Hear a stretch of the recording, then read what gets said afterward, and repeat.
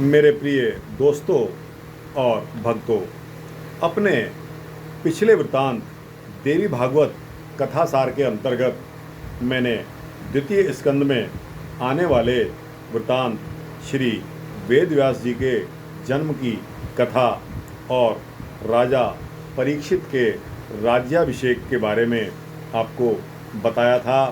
दोस्तों, आज हम इसी देवी भागवत कथा सार के तृतीय स्कंध में प्रवेश कर रहे हैं, जिसमें त्रिदेवों को भगवती महामाया और मणिलोक का दर्शन का वृतांत है।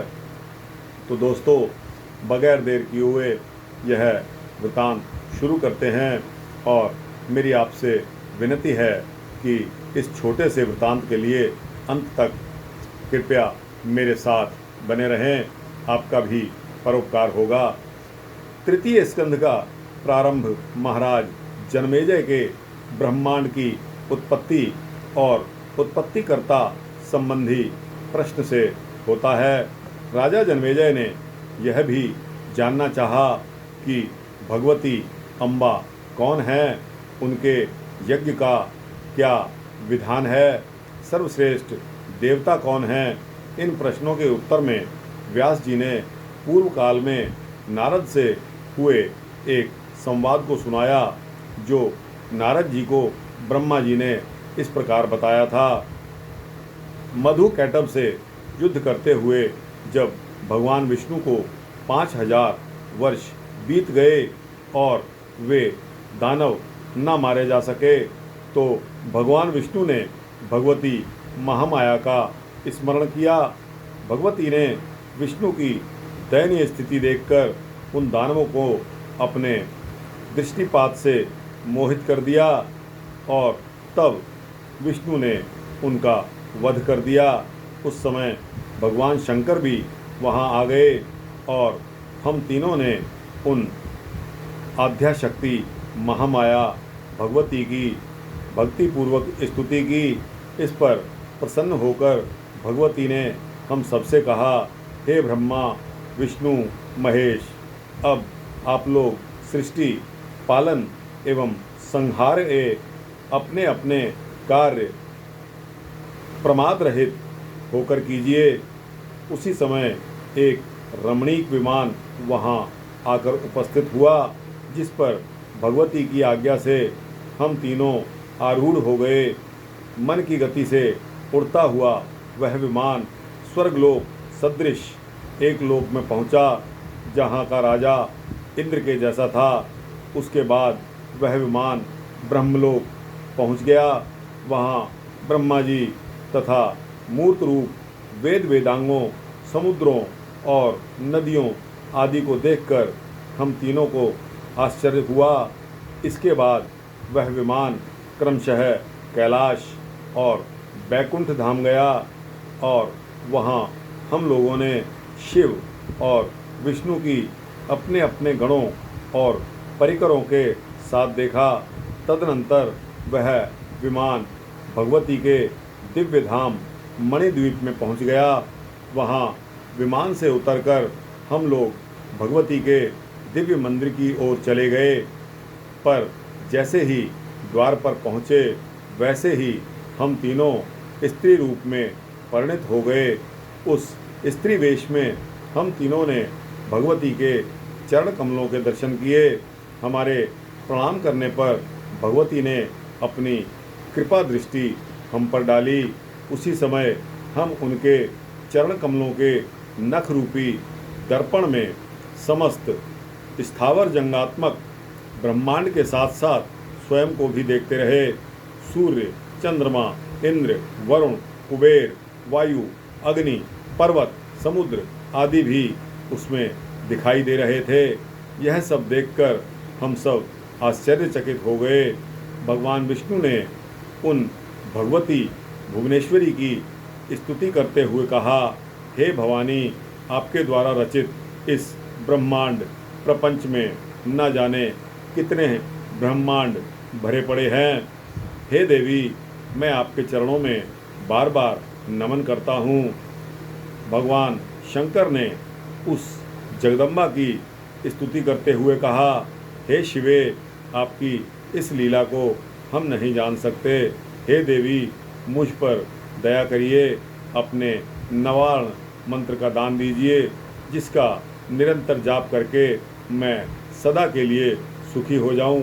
भगवती ने प्रसन्न होकर नवार्ण मंत्र का उच्चारण किया, जिसे शिव जी ने ग्रहण करके भगवती के चरणों में प्रणाम किया।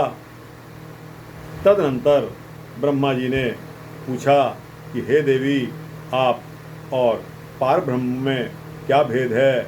इस पर भगवती जगदम्बिका ने कहा, मैं और पारब्रह्म सदा एक ही हैं, हम में कोई भेद नहीं है, क्योंकि जो वे हैं वही मैं हूँ, और जो मैं हूँ वे वही हैं। बुद्धि भ्रम से हम दोनों में भेद दिखाई पड़ता है। अब आप लोग जाइए और अपने अपने लोकों की रचना कर उसमें निवास कीजिए। यह कहकर भगवती ने अपनी महासरस्वती नामक शक्ति को मुझे अपनी सहचरी बनाने के लिए प्रदान किया। इसी प्रकार उन्होंने अपनी महालक्ष्मी नामक शक्ति विष्णु को और महाकाली नामक शक्ति भगवान शंकर जी को प्रदान की। भगवती ने हमसे कहा, जो विष्णु हैं वे ही साक्षात शिव हैं, और जो शिव हैं वे ही विष्णु हैं। उन दोनों में भेद करने वाला नरकगामी होता है। तत्पश्चात हम तीनों भगवती से विदा लेकर विमान पर आए और पुनः पुरुष रूप में हो गए। उस विमान से हम पुनः वहीं पहुंच गए जहां विष्णु ने मधुकैटभ का वध किया था। अब दोस्तों, इसके आगे त्रिगुणमयी सृष्टि का निरूपण का वृतांत आता है। जन्मेजय को यह प्रसंग सुनाकर व्यास जी ने उन्हें नारद जी द्वारा बताया गया वह प्रसंग सुनाया, जो नारद जी से ब्रह्मा जी ने कहा था। नारद जी ने ब्रह्मा जी से कहा था, हे पितामहा, निर्गुण शक्ति और निर्गुण परमात्मा कैसे हैं। ब्रह्मा जी ने कहा, हे नारद, जो शक्ति हैं वे ही परमात्मा हैं, और जो परमात्मा हैं वे ही परम शक्ति हैं। इन दोनों में विद्यमान सूक्ष्म अंतर को कोई नहीं जान सकता। सगुण मनुष्य निर्गुण परमात्मा का दर्शन नहीं कर सकता। स्थूल और सूक्ष्म भेद से परमात्मा के दो रूप होते हैं। उनमें ज्ञान रूप निराकार स्वरूप सबका कारण कहा गया है। परमात्मा का स्थूल विराट स्वरूप ब्रह्मांड पंच महाभूतों की पंचीकरण क्रिया से बना है। पृथ्वी, जल, अग्नि, वायु और आकाश ये पंच महाभूत हैं, तथा गंध, रस, रूप, स्पर्श और शब्द ये इनकी पंच तन्मात्राएं हैं। गुण तीन हैं, सत्वगुण, रजोगुण और तमोगुण। सत्वगुण का वर्ण श्वेत है। यह सर्वदा धर्म के प्रति प्रीति उत्पन्न करता है। सरल, सत्य, शौच, श्रद्धा, क्षमा, धैर्य, कृपा, लज्जा, शांति और संतोष ये सत्वगुणी के लक्षण हैं। रजोगुण रक्त वर्ण वाला कहा गया है।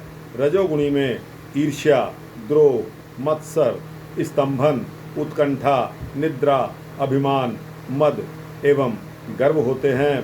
तमोगुण का वर्ण कृष्ण होता है। यह मोह और विषाद उत्पन्न करता है। आलस्य, अज्ञान, निद्रा, दीनता, भय, विवाद, कायरता, कुटिलता, क्रोध, विषमता, नास्तिकता और परदोष दर्शन ये तमोगुणी के लक्षण हैं। किसी भी प्राणी में सत्वगुण, रजोगुण तथा तमोगुण अकेले नहीं रहते, अपितु मिश्रित धर्म वाले वे तीनों गुण एक दूसरे के आश्रयभूत होकर रहते हैं। केवल सत्वगुण कहीं भी परिलक्षित नहीं होता है। गुणों के परस्पर मिश्री भाव से होने से सत्वगुण भी मिश्रित ही दिखाई देता है। यदि ये तीनों गुण परस्पर मिश्रित नहीं होते तो उनके स्वभाव में एक सी ही प्रवृत्ति रहती, किंतु तीनों गुणों में मिश्रण होने के कारण ही विभिन्नताएं दिखाई पड़ती हैं।